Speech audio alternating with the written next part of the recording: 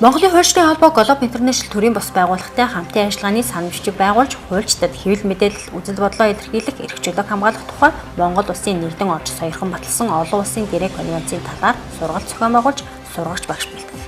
Хэвлэл мэдээллийн эрх зүйн орчинг сайжруулах, хууль тогтоомжийг боловсронгуй болгох чиглэлээр мониторингийн судалгаа хийх зэрэг олон ажлыг хэрэгжүүлэхээр тохиролцсон билээ. Энэ хүрээнд хэвлэл мэдээллийн эрх зүйн чиглэлээр мэргэжсэн хуульчдыг бэлдэх сургалтыг өнгөрсөн нэм гарагт эхлүүллээ.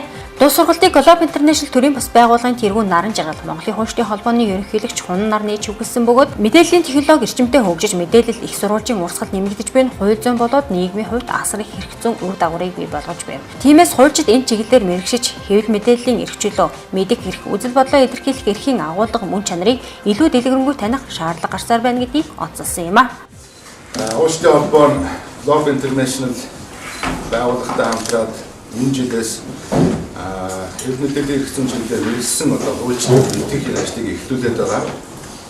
Яагаад энийг бид нар чухалчилж үзэж байгаа юм бэ гэхээр та бүхэн мэдж байгаа хэвлэл мэдээллийн эрх чөлөө, мэдих эрх, үзэл бодлоо илэрхийлэх эрхүүд нь бүгдээрээ хүний эрхэд хамаардаг. Тийм учраас хуульчдын нэг үүрэг болох нь хамгаалах, хангах байдаг. За энэ утгаараа бол их ач холбогдолтой гэж харж байгаа. За хоёрт нь бол мэдээлэл харилцаа холбооны технологи эрчимтэй хөгжиж энэ мэдээллийн их сурвалж мэдээллийг урсгал болоод эрчимтэй явуулж байгаа. Тэгэхээр бол энэ маань үндсэндээ бол яг үгүй хууль зүйн хөгжиж тэр нийгмийн хөгжиж тэр асар их үр дагаврыг эрх зүйн үр дагаврыг бий болгох ийм нөхцөл байдлыг бий болгох. Тийм учраас яг үгүй бид нэр хуульчдыг энэ чиглэлээр бэлтгэж энэ хэвлэл мэдээллийн эрх чөлөө, хэвлэл нийтлэх эрх чөлөө, мэдих эрх, үзэл бодлоо илэрхийлэх эрхийн агуулгыг мөн чанарыг бас илүү дэлгэрэнгүй нарийн таних юм зайлшгүй шаардлага байна гэж хэлж байна. Тэгэхээр өнөөдрийн энэ сургалт бол бидний дөнгөж эхлэл байгаа. Тэгэхээр бүтэн жилийн турш та бүхнийг энэ хэвлэл мэдээллийн эрх зүйн чиглэлээр бэлдэнэ. Энээс гадна бас өөр сургалтууд явагдана. Тэгээд үр дүнд нь яах вэ гэвэл бид нэр өөрсдийн гэсэн сургалтын модультай болж хуульчдад энэ чиглэлээр сургалтыг бол тогтмол явуулах энэ нөхцөлийг бүрдүүлэх ийм ач холбогдолтой, ийм зорилготой ийм арга хэмжээ байгаа. Тэгэхээр дараагийн бас нэг зүйл нь юу вэ гэхээр UPR гэж та бүхэн мэдж байгаа. Хүний эрхийн ихтгэл Монгол Улсын засгийн газраас явуулдаг. Энэ UPR дээр бас тодорхой зөвлөмжүүдийг бид нэр өгсөн байгаа.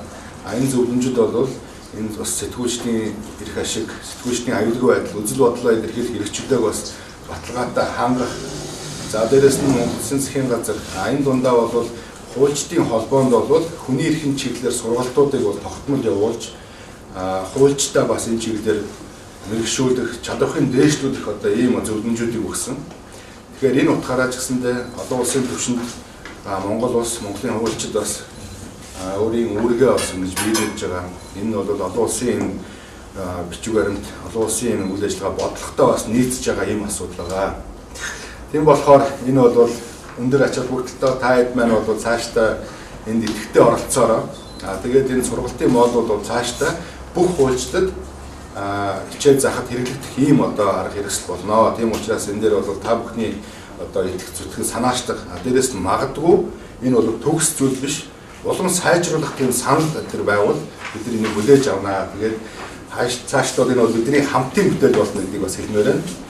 Тэгээд тийм учраас та бүхэн бүгдээрэнд нь баярлалаа. Тэгээд бүгдээрэнд нь амжилт хүсье. Сургалтад Монголын хуульчдын холбооны 12 гишүүн хуульч хамрагдсан бөгөөд тэд үзэл бодлоо илэрхийлэх эрх чөлөөний талаар үндэсний болон олон улсын хэм хэмжээнд тусгагдсан байдал. Монгол улс дахь үзэл бодлоо илэрхийлэх эрх чөлөөний өнөөгийн төлөв байдал. Түүнд нэгдсэн үндэсний байгууллагаас өгсөн зөвлөмж онцлогийн талаар ойлголт эзэмссэн. Мөн сэтгүүл зүй, сэтгүүлчийн ёс зүй, уламжлалт сэтгүүл зүй, эрен сурвалжлах сэтгүүл зүйн ялгааны талаар болон сэтгүүлчийн аюулгүй байдлын баталгаа хэрхэн хүндэгдэж байгаа. Үзэл бодлоо илэрхийлэх эрх чөлөөний зөрчил, сэтгүүлч хэвлэл мэдээллийн хэрэгслийн эсрэг, иргэний болон эрүүгийн хэргийн нөхцөл байдал, сэтгүүлчийн эрхийг хамгаалах механизмын талаар мэдээлэлтэй боллоо.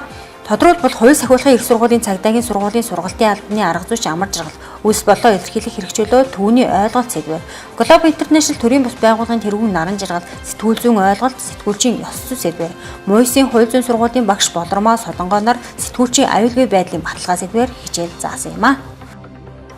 Мөн өнөөдөр Монголын хуульчдын холбооны ерөнхийлөгч Хунан DRI байгууллагын хөтөлбөрийн мэрэгчлэн Лаура Батиснийг хүлээн авч уулзсан бөгөөд Европын холбоо олон улсын DRI байгууллагын санхүүжилтээр хэрэгжүүлж буй GSP механизмаар дамжуулж хүний эрх хөдөлмөрийн эрхийг хөгжүүлэн дэмжих төслийн хүрээнд Global International төрийн бас байгууллага Монголын хуульчдын холбоо хамтран сэтгүүлчдийн аюулгүй байдал болон сэтгүүлчдийн эсрэг гэмтэргийн талаар судалгаа хийхээр санал солилцсон.